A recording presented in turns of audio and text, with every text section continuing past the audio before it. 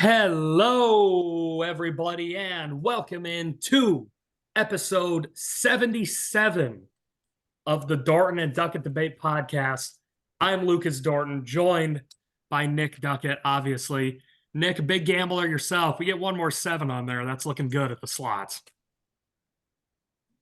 You bet. You bet. That's true. That's true. Only legally, of course, though. Only legally. We live in Minnesota. Of course. Of course. Preface by saying that. Folks, we are joined here by another guest to continue our Townball series. Now, unfortunately, you guys will not be able to see how gorgeous, dashing, handsome, and just overall a 10 out of 10. Zac Efron can't compete. Ryan Reynolds can't compete. Don't lie to the viewers. The Rock can't Exactly, I agree with this guy. But unfortunately, due to some we all know Troy Bolton would put him to shame. That's right. Due to some technical difficulties, we can only hear him. But I'll take that. Ladies and gentlemen, the new manager of the Gaylord Islanders, Mitchell Mathews. Mitchell, how you doing? Good. Thank you guys for having me. I really appreciate it. Listen to both the Lucas Doses podcast with you guys and Shane. So it's great to hear him and really made me interested. I'm happy to be here.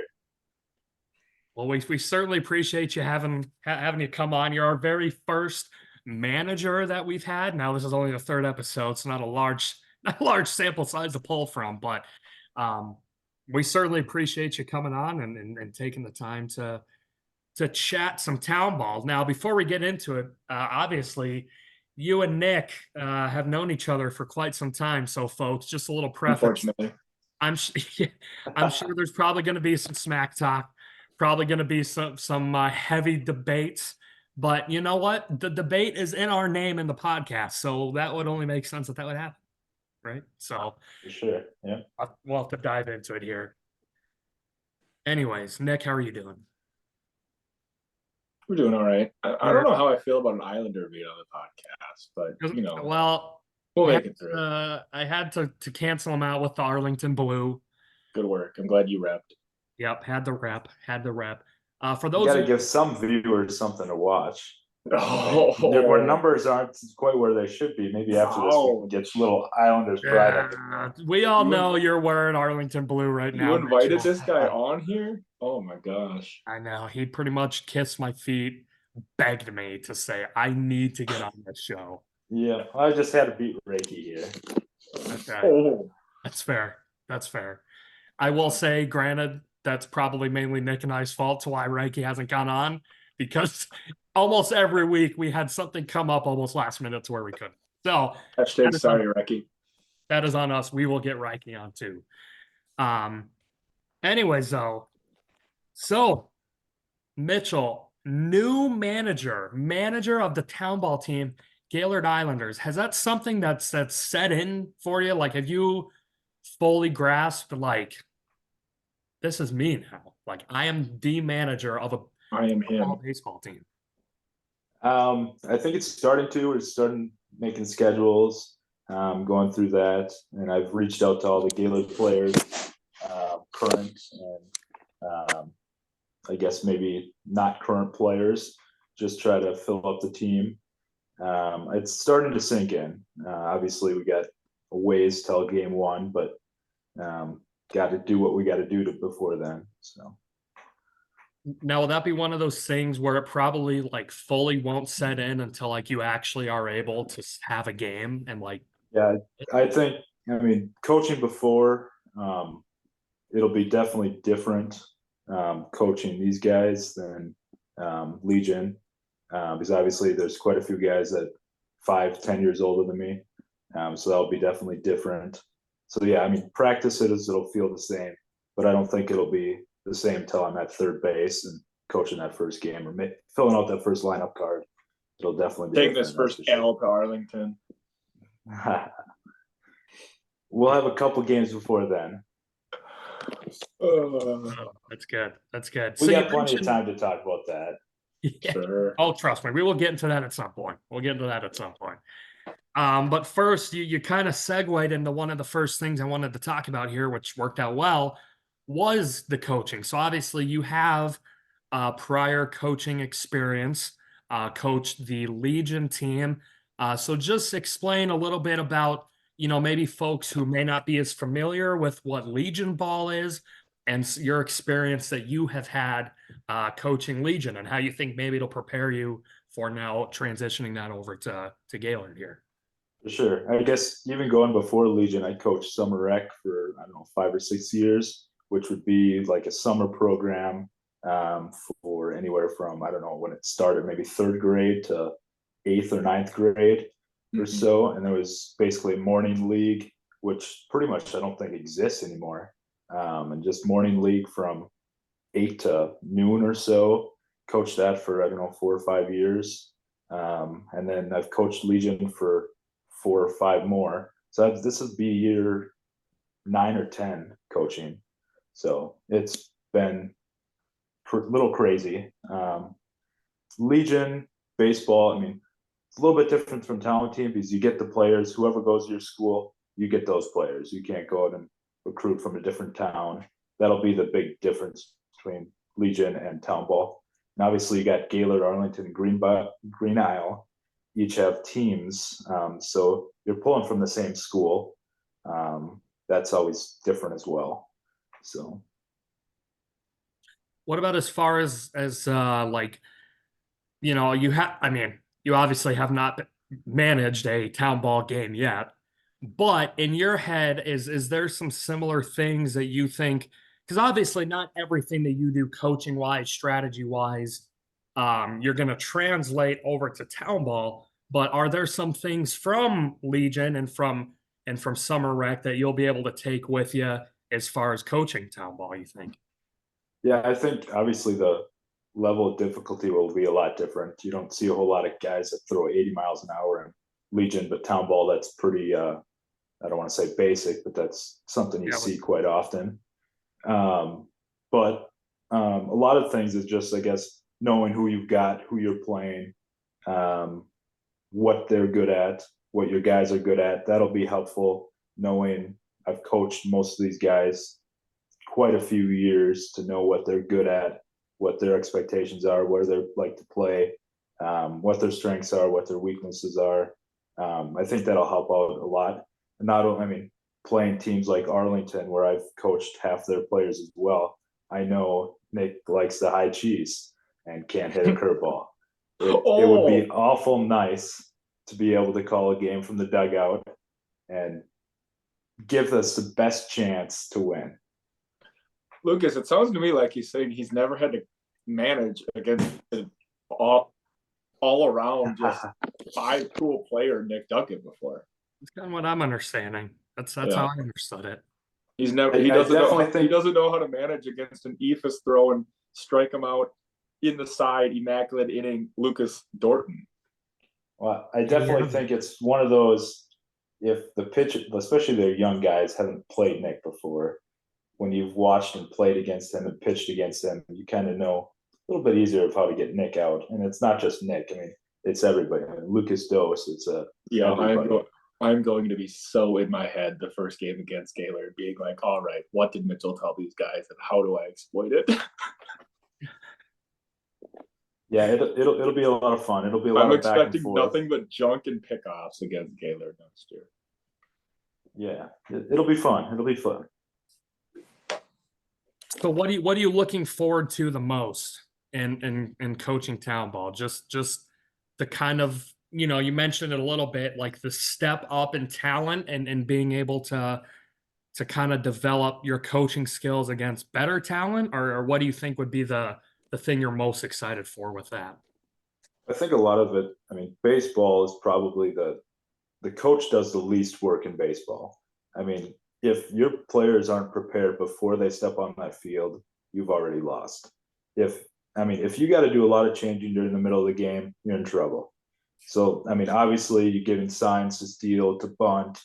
You're deciding who's going to make the lineup. But once you got that lineup set, I mean, there's not a whole lot you're going to do. You can move players in and out or move them around the field. But like I said, once you got that lineup out, there's not much you can do. Once you take the field, it is what it is. I'm not saying that coaching is easy by any means, Right. but when it's not basketball or football where you got to call plays every play, I mean, I'm going to sit in the dugout 85% of the time, let my pitcher or my catcher call the pitches for my pitcher. Every once in a while, you'll call a play here and there, but most of the time, you're just sitting back and waiting for something to happen. Absolutely. Absolutely. So let's talk a little bit about you growing up and playing baseball. Did you have, this is just more of a fun question that I like to ask to get to know our guest on the show. Is there anyone, Mitchell, that when you were growing up playing the game that you looked up to and you watched and you're like, man, that guy is great? It could be someone on the Twins. It could be Nick Right. Duckett. It could be someone in major leagues or anyone Right. really. Yeah, so major league, it was definitely Joe Mauer. That's why my favorite number is number 7. I mean, I had the side when it was Halloween. I'd grow out the sideburns, dye my hair black. Okay. And that was Joe Mauer for Halloween. Gotta find that picture somewhere. Yeah, they're out there somewhere. But that was my holiday costume for, I don't know, 3-4 years straight. Nice. Then, I mean, definitely Townball. I mean, I live, I don't know, 4 or 5 blocks away from the town team field. So I'd drive my bike up there, and there used to be a sign outside the thing, and it would say Gaylord Islanders play whatever this night. So then if it wasn't that night, I'd go back home and write on my calendar whenever that day was, I was up there shaking foul balls. But obviously, I mean, while doing that, you get to know, I mean, 2 or 3 of the guys on the team. I mean, the Colin Grahams, the Josh Gazzo, some other guys that are no longer there that you watched growing up. And that's pretty cool now to say that I'm coaching a couple of those guys. So what was the payout like for the foul balls? I think it was at 25 cents back then. It's 50 gone up to about cents 50 cents in right A-Town. Well, right when we were doing it, it was 50 cents. Yeah. Oh, yeah. So I guess we got screwed a little bit there. Yeah, I mean, it was home runs. I think you got $1. Yeah, home run, $3. I hardly ever got them because I wasn't willing to jump the fence. So it's my bike or it wasn't going to happen. But I mean, when we had the Miller High Life tournament, I mean, I'd literally just have a bag that I'd hide like in the woods. So then my quarters wouldn't fall out of my pockets when I was running. I mean, there were so many times that I'd find quarters that I lost chasing after a foul ball. So that's where your coin addiction came from. 100%. Yeah, definitely. I think for like a year or two when I was shagging in Arlington, it was 25 cents, but most of the time it was 50 cents. And I mean, as a little kid, now I just look back and think, wow, it's crazy how excited I was for 50 cents at a time. No, 100%. I was. And during tournaments, I mean, I could get like, every once in a while there was some competition, but sometimes it's basically just me. I mean, I'd get like $8. I'd get like $8 a game sometimes. Yeah, I always had competition. I mean, you had the T. Reeds of the world. Him and I would go against this older guy. I don't ever remember what his name was, but we kind of just took a section of area, and he would go to the left and I'd go to the right. And if it was anything hit straight back, we would never get it. We were too slow for this older guy, but we kind of worked together and kind of split our pot at the end of the day. And it was what it was. That's where your managerial skills came from. Strategy. Yeah, exactly. Well, work smarter, not harder, right? That's what they say. You're bored for this. Yeah. Absolutely. For sure. So talk to me a little more about your playing growing up. What positions did you play? I guess, how are you involved as a player growing up in the game? Yeah, so looking back, I think I started as a catcher. We didn't have a catcher in Gaylord. So this was back when it was Gaylord and Arlington was separate. It was me, Schmitty, like McCray Grams, Lucas Messner, Michael Grove. I mean, there wasn't a whole lot of Gaylord guys. I was a catcher, and if I wasn't catching, I was pitching. And that's what I did till probably 5th or 6th grade. And then I think at some point I got moved to second base, still pitched quite often. And then I think maybe around, I don't know, 9th or 10th grade, I think Colin Pouch kind of hurt his arm a little bit, and I moved over to third. And that's kind of where I stuck. And I pitched, I mean, here and there from there on. Yeah. So what all kind of pitches did you throw? Were you nasty? Did you have gas? No, I was slow, but I pretty accurate. Fastball, changeup was pretty much just dragging my back foot, and then I had a pretty nasty curveball. Yeah. So I lived and died by the curveball. If the curveball wasn't working, I was getting shelled. So Nick couldn't touch it then. Nick could not touch the curveball. Honestly, no. Like, I don't even remember the last time I faced Mitchell. And no, I think the last time I faced Mitchell, We don't need to talk about the last time we faced. Yeah, he walked me up 4 pitches. That scaredy cat. I remember telling everybody, "This guy throws strikes." Then he walked. Gave you the Barry Bonds treatment. Yeah. But I remember back in summer rec, where we hardly ever even seen curveballs. Mitchell was throwing them, and I think darn near every pitch he threw was a curveball. I couldn't touch it. I think when I was like 12 or 13, I'm like, yeah, that was not fun.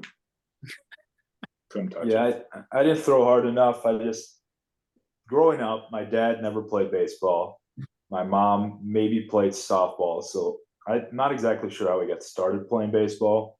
There wasn't much of a background, at least in my family. And I stopped playing catch with my dad after like 4th or 5th grade because he said I threw too hard, which I didn't throw hard. But he didn't know how to catch a ball where it wasn't in his palm of his hand. So that was kind of one of those. It was always, and then I play catch with my grandpa, and he's got a prosthetic leg. So he'd put out his glove, and if I didn't hit his glove, I'd have to go chase after it. So it was a very good hit the glove, otherwise you get to go run after the ball. So it's kind of always good technique, making sure I threw strikes. Lucas, Mitchell's dad was our first base coach for a couple of years. Okay. Yeah. And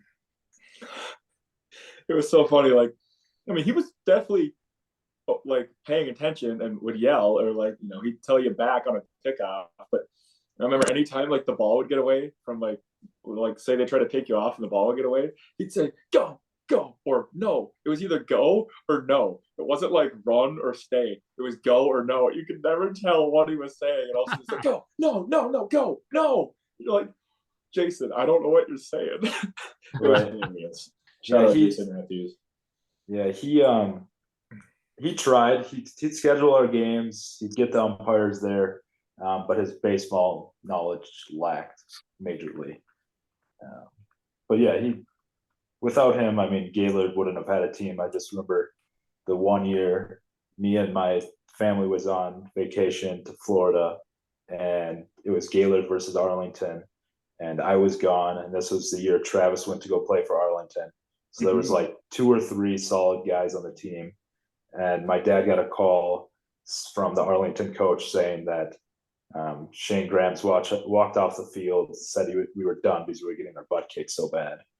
I remember. So, I mean, like you said, he did what he needed to do. We didn't always have the most successful team, but he got us there. And Lucas, in that particular game, I believe it was that game.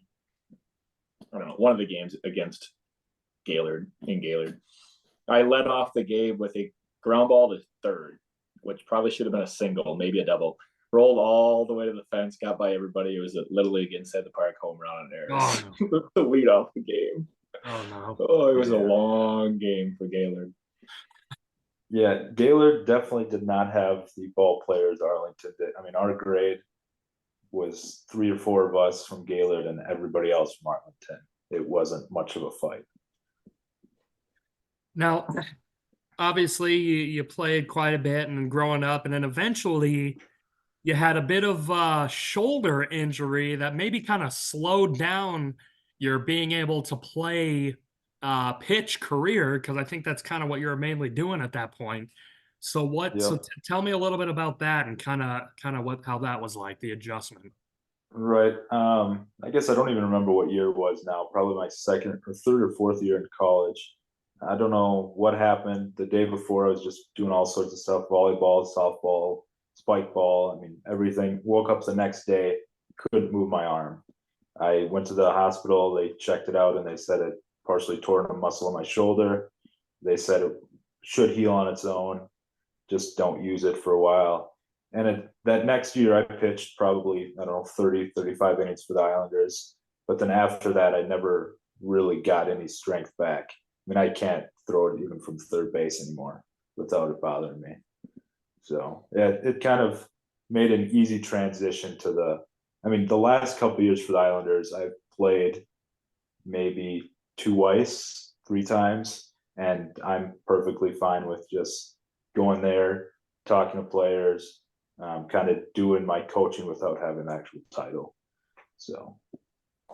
So I guess in having that role then, and kind of almost, kind of getting forced to be able to have to do that role, did that kind of make you appreciate and then kind of become more of a student of the game and maybe help prepare you for where you inevitably are right now? Right. Well, I think that even goes back to, 8th, 9th, 10th grade baseball. I mean, we had a pretty dang good class, and the class above us was pretty dang good. I didn't start varsity till my senior year. So knowing, I played a lot of JV my junior year. So it wasn't that I was just sitting on the bench, but just knowing, playing all over the place and knowing what you're supposed to do, when you're supposed to do it. Even if, I think most of the best coaches were never great at the sport that they're coaching. And I really think that's because they were able to see every which way. While they're on the bench, you're not just there. I'm there watching, paying attention. Hey, if I was playing this position or if I was doing this, this is what I'd be doing. This is what you should be looking for here. And I think it made the transition pretty easily. Just knowing this is what should happen when it does happen. This happens, basically. Gotcha. Yeah, it's kind of weird how those situations can kind of prepare you for something even better, but you don't really think for it at the time. So it's right, 100%. So tell me a little bit about, every manager, every coach in sports, head coach, a lot of times they have like their philosophy of sorts. They have their things like, this is what my team is going to look like. This is kind of the things that I think are very valuable and we should focus on. For you, what are some of those things that you would be bringing, that you are bringing now onto the baseball field and Townball, as far as things that are super important to you that you think you can build a winning team around?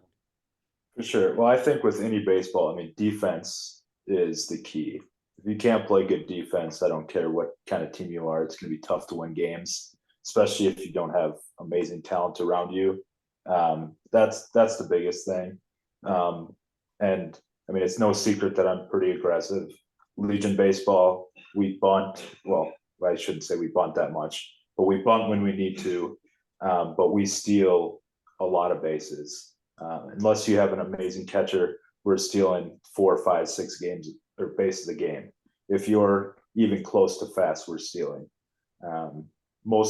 Obviously that'll change a little bit with Townball with better ability and catchers, and Gaylord's lack of speed for the majority of our starters aren't as fast as the young guys I've got on my Legion team. But that's a big thing. Pitching wise, free bases will kill you. You start off with the leadoff walk, that guy's going to score, 80% of the time, especially in Townball, especially if you're playing Arlington when they're willing to bunt, steal, do the little things as well. And I've always given them credit for that. That's a huge part of baseball that I don't think it's used as much as it should be anymore. Nick, what are your thoughts? I'd say for the most part, I echo that. I'm not sure if it's been brought up before. I did coach varsity baseball 1 year, last year, and unfortunately, we didn't have a whole lot of success. So a lot of games we were down, so I maybe didn't utilize like small ball as much as I had hoped. But the idea was to steal often, not necessarily bunt guys to second, but bunt guys to third, move guys over, and make the defense make plays. Again, unfortunately, there was a decent amount of games we got down early, so I kind of felt I couldn't really play that way. We had to get big innings rather than one here and one there. But like the major leagues, for example, is going away from bunting. Like I know like over halfway through the season last year, the Atlanta Braves didn't have a sack bunt all year. I don't know if they ended up having one or not. And the Atlanta Braves are the best record in baseball. And I'm kind of for that. I get it. But all of those guys can hit balls 450 feet. And all of them make field and throw the ground balls at like a 95% clip. In town team and high school, guys make errors a lot. And guys don't hit 450-foot home runs. So bunting is a lot more important in the lower levels. And like Mitchell said, and playing defense. And the other big thing is just not striking out. I've struggled a little bit hitting the last couple of years, but the one thing I can say, I don't strike out a lot, especially not looking. I'll strike out like 2 or 3 times all year looking. And, you know, sometimes that might mean chasing a ball, but if you put the ball in play and make them make the plays, most of the time it's going to end up working for you in the end. The really good town teams are the teams who, you know, don't beat themselves. They make the plays. The Jordans. They don't make errors. Yes. And you have to get hits. But most town teams, you don't even necessarily need to get hits. You just need to hit the ball, put it in play, and run and hustle. And they're gonna make runs for you, essentially. So yeah, play defense, throw strikes, and hustle is huge. Because especially like the one thing I always said, I can't dunk a basketball, I can't really hit home runs. I got one. But the one thing I can do is run. And the one thing I'm good at doing is run. And if you hustle and make guys have to make plays and make them rush themselves, you're going to cause problems. And in town team, you can take extra bases almost at will if you're smart enough. Yeah, no, that's 100% true. The little things of baseball, I mean, backing up bases, I mean, just the things you should have learned in elementary. I mean, as a coach at this age, you probably shouldn't have to necessarily say, hey, this is what you got to do. But it's just little reminders. Hey, the ball comes here, you got to do this. Or, I mean, I just remember a situation last year. We had a bunt up the first base line, and the catcher went to go field it and threw it to first. And there was a guy on second originally. The guy didn't stop, and he just beat the catcher back to the plate. I mean, just little things like that. Just being aware of your surroundings. And, hey, if the ball gets past here, I can maybe do this. Or, I mean, watching at the beginning of the game, oh, that center fielder's got a cannon, or that right fielder, yeah, he can't throw at all. He's just out there because it was bad.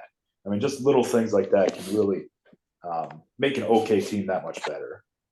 That's a great point too, as far as the pregame, watching the pregame warm-ups and stuff too. I'm sure a lot of times maybe people who, you know, aren't as familiar with baseball, or, you know, in town team or high school ball or whatever, a lot of times you'll see when a team is doing their IO, their infield, outfield, and then outfields are getting some reps, infield, catcher, all that.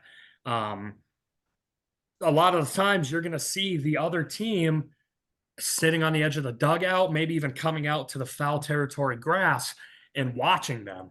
Now, they're not doing that, you know, because they're zoned out and, you know, oh, wow, okay, it's neat. They're doing it to see, okay, right field, there's a runner at second base, probably don't send him home because he's got a cannon and it's accurate. Okay, center field, a little bit of a weaker arm, you can extend a base or two. So that's a great point too, and I think that just comes with understanding the game and playing it too. That, you know, there's a lot of homework that happens, you know, that isn't even in the actual game itself too. It's kind of that game of chess beforehand, watching it. Yeah, and the key is making everything. If you don't have to think about it, that's the best thing. If you're out there and nobody's got to tell you what to do, but you just know what to do in that situation, is as soon as you're thinking in baseball, it's normally not a good thing. If you got to think too much, it's probably not good. Yep, absolutely. Absolutely. So now is a fun part of the show I'm really looking forward to. Gaylord and Arlington, folks. There is, you know, there's a small rivalry. Definitely a game that nobody circles on the calendar. Fans for both teams typically don't show up to come watch. And it's usually you never show up to play. Right. It's usually just a very low energy, snooze fest, boring game. Um, and for those of you who are listening, that none of that is true. It is the exact opposite of all of that. You know, obviously Nick and Mitchell, both of you have been in the Townball game much longer than I have, and you both actually being from the towns in which the teams you are representing definitely understand that rivalry more than I ever could. I can understand it to a certain degree, but being from those towns has got to be just a different environment to it. So, you know, I guess Nick, talk to me a little bit from the Arlington point of view of the rivalry and just, you know, that kind of touching on that subject a little bit. Well, you know, not only am I from Arlington, but you know, my dad's from Arlington, and he played for the A's. My grandpa is not from Arlington, but he's in the Arlington A's Baseball Hall of Fame. Steel So, mill. I mean, Ducketts have played for Arlington for a while now, and it's not like Jordan and Belle Plaine is a big rivalry, I'm assuming, right? Like Belle Plaine beat Jordan finally this year for the first time in, I don't know, 10, 15, 20 meetings. And they put the scoreboard as their Twitter handle. But in that case, those kids don't even go to school with each other. They partner with each other for wrestling. That's the exception. Arlington and Gaylord, we literally go to school with each other in high school, in Civil East. So you're playing with these people most of your life in any sport. And then all of a sudden you get a chance to play against them. Like I played with Mitchell and Travis and About it anymore. Yeah. I'm gonna say, yeah, everybody else is gone. But you know, I've played with people on Gaylord's team, and now I'm playing against them. And then it's like bragging rights almost. It's like okay, here we go. I know we played with each other a lot, but now let's battle it out. See who's better. I mean, not necessarily, but you know what I mean. And it's just it's like a pride thing. I always said it's like there's always jokes about the best Vikings game of all time is when the Packers lost to the Seahawks in the NFC Championship. That's the joke, as in like if we can't win, at least they can't. At least hopefully the Packers lose. That's kind of how I feel about Gaylord. Like I try to root for them when we're not out because you know I got buddies on that team, but like Gaylord is the playoffs to me. Like I want to win a playoff game. I want to make state really bad, but if you beat Gaylord twice in the year, the season's a win. Beat Gaylord, like Gaylord games are everything to me. And the one in Gaylord is actually my favorite. It's typically the first one.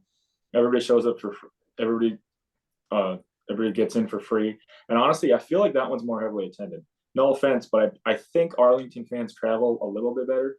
And it seems to be there's more fans at the Gaylord game, like when we play there. And it's always the first one of the year. So that one, I live for that game. That game's a blast. And yeah, I can't tell you how many times I've let Mitchell hear it that we beat him like 4 times in a row. But then, you know, of course, he always comes back with what happened in playoffs, and you know, well, I can't. Let's just wait till this year, Mitch. Now, Mitchell, let's from the Gaylord side of things, let's hear your point of view. Well, I guess I'm going to start before I started playing. I used to show up and watch the Gaylord Arlington games. That was always one game that was at 7:30 on a Friday night that I could stay up and not go home after like the 3rd or 4th inning. I could stay and watch the whole game.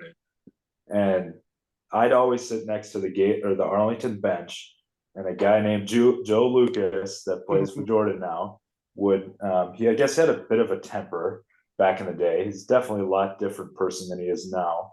And I'd sit there as a little kid with me and some other friends, and after he'd strike out, we'd just sit there and just chant at the fence, break your bat, break your bat, break your bat.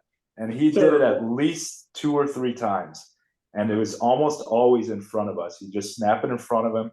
Or the one time he tried to snap it over his knee, couldn't do it, turned around, just smoked the dugout and snapped it in half. I mean, that's what we'd live for that game every year. I mean, like I said before, my parents weren't involved in baseball, so I'd never had an option to go over to the Arlington game against Gaylord. But that was always a game that I circled. Hey, if it's a good game, and obviously that was a lot more heated games back then. I mean, there was such thing as you hit me, I hit you, and it was purposefully like that. Obviously, I don't think it I don't want to say games don't get heated now, but it's nothing compared to what they used to be. Al getting interested in watching from the lawn chair of the road. Right, with a 12 or 24 pack. I don't know which one. I'll let him answer that question next time Probably he's on. both. Yeah. And that's, I mean, which he reminds me that was his second game, I guess. It wasn't his first ever Gaylord Arlington game. I had always thought it was his first Gaylord Arlington game. But yeah, I mean, and then obviously now, I mean, there was a while there where we probably won most games. I mean, 5 or 6 in a row. Lately, and it's 4-0 right now, Nick, or what? We won 4 I don't even know. in a row. Yeah. I guess I don't even pay attention to it. It's just another game. Obviously, I don't want to lose to Arlington, but we do have. Game he says. I mean, if you take it all being equal, yes, I'd rather beat Arlington than I guess just about anybody other than Jordan. I mean, I'd rather beat Jordan than Arlington because they're just so much better than everybody else. But we've had history of. I mean, in 2016 we've made state. In 2020 we've made state, and in 2022 we made state. So we've had the taste of state. Again, not saying that Arlington can't do it. They've definitely got the players to make a run at some point here. Heard that Lucas Dorton's going to be their leading ace this year. Well, I was told from somebody that he might be willing to sign a contract with somebody else if he's in the zone. I don't know. But that might be breaking news. No, nope, that's fake news. If he's in the zone, are you even in the zone? That's why I honestly Arlington don't blue know. till I die, Mitchell. I don't know how he could be. I mean, if he's that close with Arlington, I doubt it. Lucas strategically lived 0.4 miles within the range just so he could play for us. That's right. But yeah, I mean, it's definitely a rivalry for sure. I mean, it's always fun to show up to the game, and I mean, I'm high-fiving. I mean, there's probably over half the team I've coached on Arlington. There's like 5 or 6 Gaylord kids that have played on Gaylord's team at some point that are from Gaylord that are playing on Arlington. So, I mean, I know those guys just as well as my own team. So that's always obviously there's some people that take it better than others. I mean, it'd be nice. I mean, at the beginning, everybody's friends, and at the end, everybody's friends. But what happens in the middle is not always the same. I mean, Nick, you get talking to anybody and everybody that'll talk to him. I don't know how much his team loves that about him. Some people more than others. But then you get some people that, I mean, they're locked in from the time that they step. I mean, some people show up and they don't want to talk to anybody, and you just know that's who they are. So. Absolutely. Well, folks, if there's a game this year that you want to circle on your calendar to come watch, even if you don't live close to Gaylord or Arlington, you gotta circle those dates. You gotta circle those dates and come, because it's an entertaining environment, and one that feels like a heavy playoff atmosphere, and it could be like the 7th game of the season, and you could probably have 10 more after that, but. Exactly how both you said, game you want to circle. It's a fun one to go to and manager against. So Mitchell, I got to ask, definitely don't feel like you have to answer it if you don't want to, but as far as coaching strategy goes against maybe a team that, there's a history to, or that there's a rivalry to, and you don't have to give me specific things, but being a coach, do you change your strategy at all, knowing that the game means that much more, or have you always kind of tried to operate the same way? It's a good question. I would say I think it all depends on what's happened before and after. I mean, or obviously you can't tell what's happened after, but what's happened before. I mean, if we're sitting, let's say we got a game or two up on Arlington, or they got a game or two up on us. I mean, it all depends on. I mean, if you got Jordan that next game, it's like, well, I don't care what I've got left for Jordan. I'm leaving it all out on the table against Arlington. Or let's say you got, I don't know, Belle Plaine, LeSueur, St. Pete, any of the other teams after. It's like, okay, Arlington gets up a little bit here. We got to claw back. But that next game just as important. I don't know if I'd treat it much differently. I think both teams have an advantage knowing so well what the other team's going to do. I mean, you know who's going to bunt, or you know Alex is going to have somebody bunt if there's a guy in first and second and nobody out. There's no question there. It's just, hey, can we do something that they maybe won't have second and third and one out? I mean, stuff like that. Or obviously, for the most part, we've seen every Arlington pitcher they have. They've seen every pitcher we have. Every Mitchell? I said for the most part. Every? I'm not the ace of the. They've seen everyone but the ace of the stat. Yeah. So it's one of those where it's like, okay, you kind of know what you're going to get when they show up. Obviously, everybody signs different players, like you guys will, and we will as well. So then that always changes stuff as well. But I think for the most part, you got to treat it. It's just as important as any other league game. Again, I mean, I don't want to say non-league games are worthless, but the league games are the ones that matter. I mean, that's what it comes down to. Yeah. No, absolutely. I agree, and I like that. I think you can't change what you do versus who you're playing. Whatever works, you got to roll with it, and don't fix what ain't broken. Well, it's kind of one of those. I mean, let's say I got Brody that throws the game one against Arlington and he does well. Do I want to give them a second crack at Brody, or do I want to throw McCoy or Jake or somebody else? And it's, I mean, he throws a no-hitter that first game. I mean, you got to throw him out the second game, right? No-hitter. Well, I don't know. If you remember a guy named Elliot Reese. Yeah. He threw a no-hitter against Arlington.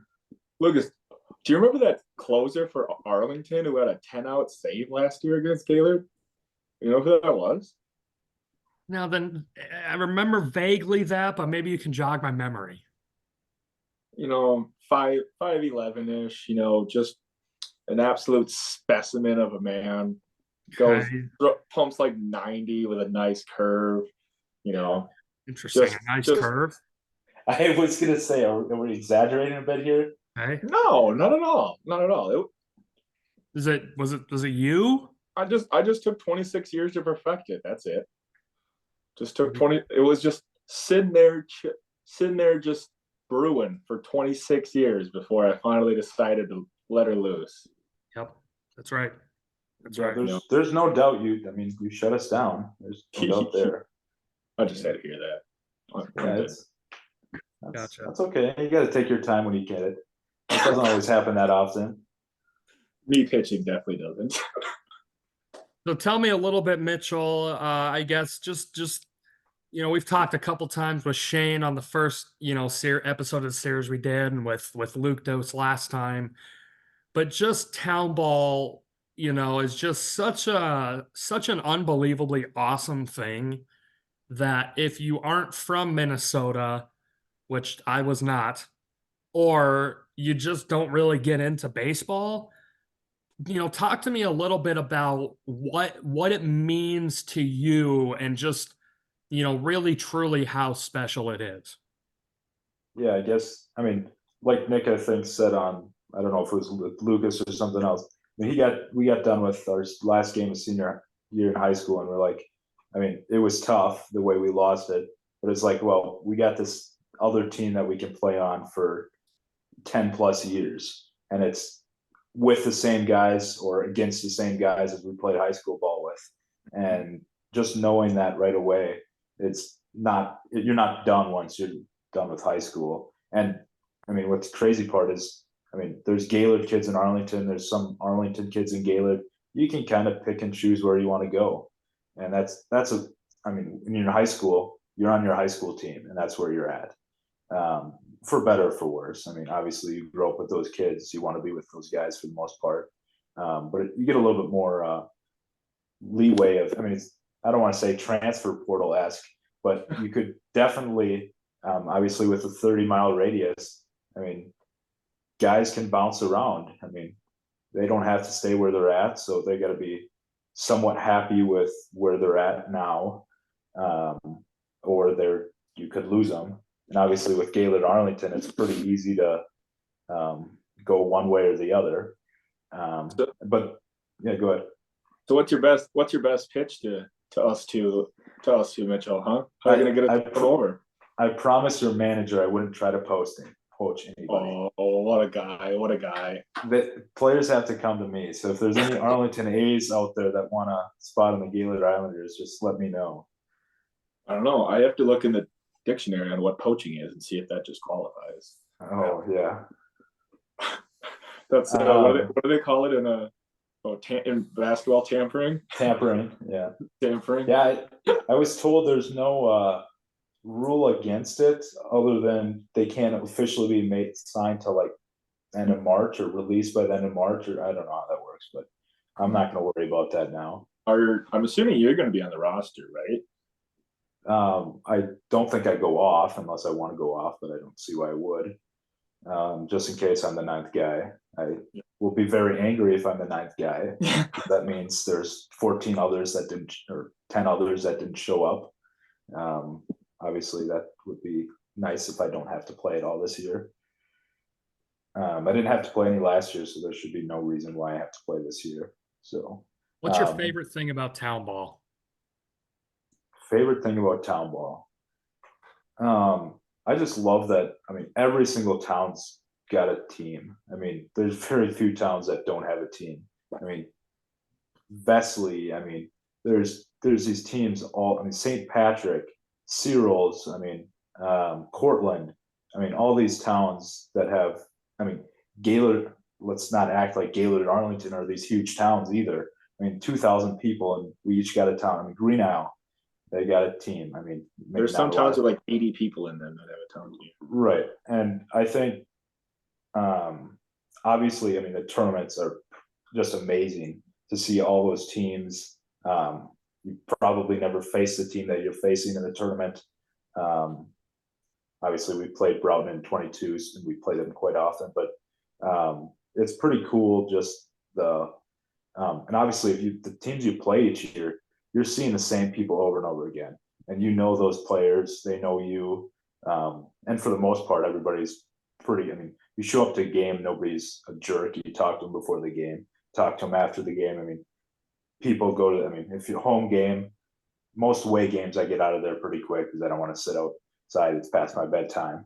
But home games, you sit there and with the team, and then the other team comes and they buy a case of beer, and everybody talks, and it's. I mean, you talk to them a couple times a year, but oh yeah, how's work going, or how's this going, or you got other mutual friends that you're talking to people. So just a camaraderie with everybody. It's definitely different. I mean, most sporting events, I mean, like you've said before, it's competitive, but it's not like we show up and we have to win, otherwise we go home sad. I mean, we obviously the professional mentality is out here, you know. Obviously you want to win, but if you show up, you do your best, and you go home and you lose, you're not gonna not make it to work tomorrow because you're so. Like you said, everybody's got a 9-to-5 job, or almost everybody's got a 9-to-5 job. Otherwise, they're high school kids that are going back to school the next day, if they're still in school. So, Absolutely. And kind of my last thoughts I have here, Mitchell, is I guess outlook. What's your outlook on this year for Gaylord, and what do you think? What's your thoughts on the team moving forward here in year one? Yeah, I mean, we've got an interesting team. We got a lot of veteran leaders that have been on the team. I'd say 8+ years, probably 5 or 6 guys that have been on the team 8+ years. And then you got like Travis and I that are right in the middle. And then we got a whole bunch of young guys that have either graduated the last 2 or 3 years or still in high school. Obviously, who knows who else may come out. Obviously, you're always looking to add more players.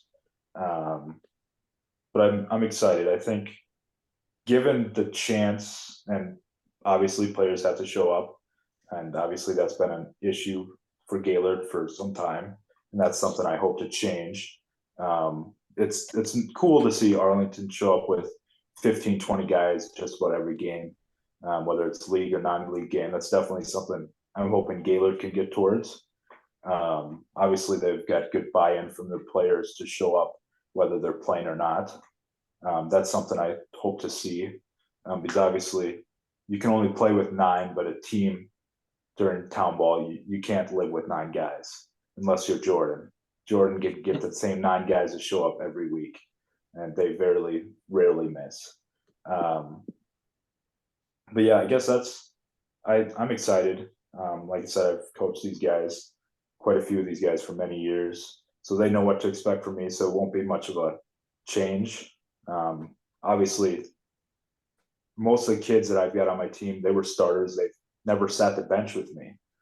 That'll be a change for some, possibly. I mean, only 9 guys can play to start, so that may be different. And that'll be tough for me because obviously they've played for me many years. But everybody's got a role, and hopefully everybody buys into the role and see what happens. Well, that's all I have, Mitchell. Do you have any closing thoughts or things that we didn't touch on that you'd like to talk about, or Nick too, either one of you? Yeah.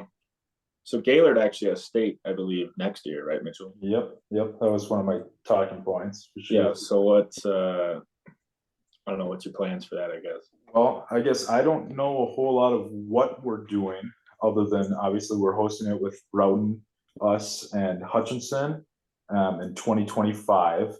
I know we're gonna do new dugouts at some point. When? No idea. I'll be read in when I'm read in. By the way, are you guys aware that Arlington has, like, we got fences in front of the dugouts now? Yep, and Yeah. that's part of what we're doing as well. So we're getting brand new dugouts. They're tearing them out and putting in new ones, extending them farther down the line. Not exactly sure much else what we're doing. I couldn't tell you. Obviously, there's a lot of work we got to do. Our field, I would consider it a pretty dang good field to play on. Obviously, Bill Walsh, Randy Walsh, Chip Wolverton, they put a lot of work into our field. And that's another thing that I'd like to see, that players take a little bit more pride in the field. Like, I mean, obviously you got the 2 Doetkott boys, and then Nady Thomas and everybody else that shows up and help make. I mean, I looked 3-4 years ago, Arlington Field was not a fun field to play on, and it's finally back to what I was told it used to be.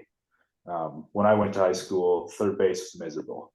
You never knew what was going to happen. You just kind of stood there and hoped for the best. They've fixed a lot of that, and that's definitely good to see. And it should challenge us Gaylord guys to get our field back, or keep it in shape and catch up. And obviously for state, there's certain requirements. I mean, I think how long the grass can be, whole bunch of weird things like that. So we got to get it ready for that. You guys have the thickest infield grass in the league, I swear. Yeah, no doubt. And that's obviously, I mean, everybody in our league should know that by now, but you get a team like Cortland that comes, I mean, it's a huge advantage. They don't play there very often. Obviously, you got your guys prepared. Hey, you don't have to play 10 steps deep at shortstop because you're never going to get to a ball otherwise. I mean, so it's definitely advantages there. For the most part, I think our field plays pretty dang well. And I think I would say there's not much better views than Arlington, for sure. I mean, Gaylord's where their field is, it is what it is. There's a highway on the other side. It is what it is. But the tree backstop's always cool. Like I said, the field conditions are always, I've never been able to find a spot where it's like, yeah, this sucks. And obviously, like I said, Chip Wolverton, Randy Walsh, and obviously Bill, he's not doing as much as he used to. But they're the pride of the field for sure. What are some other, and is there any other talking points, Mitchell, things that you wanted to bring up that I may have missed? Off the top of my head, I'm trying to think, is there anything?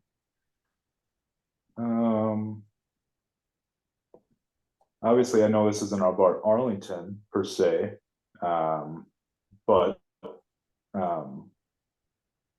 no, I guess no, we're not going to go there. Probably better off not to go there. Oh, That's an off-the-air conversation. Yeah, Okay. yeah, I think so. That's okay. I'm trying to think. I could have sworn I had some other ideas. I can't think of anything All at right. this point. Okay. I appreciate both of you guys that let me come on and talk about Gaylord baseball. It's obviously something that both of you know I was long time coming.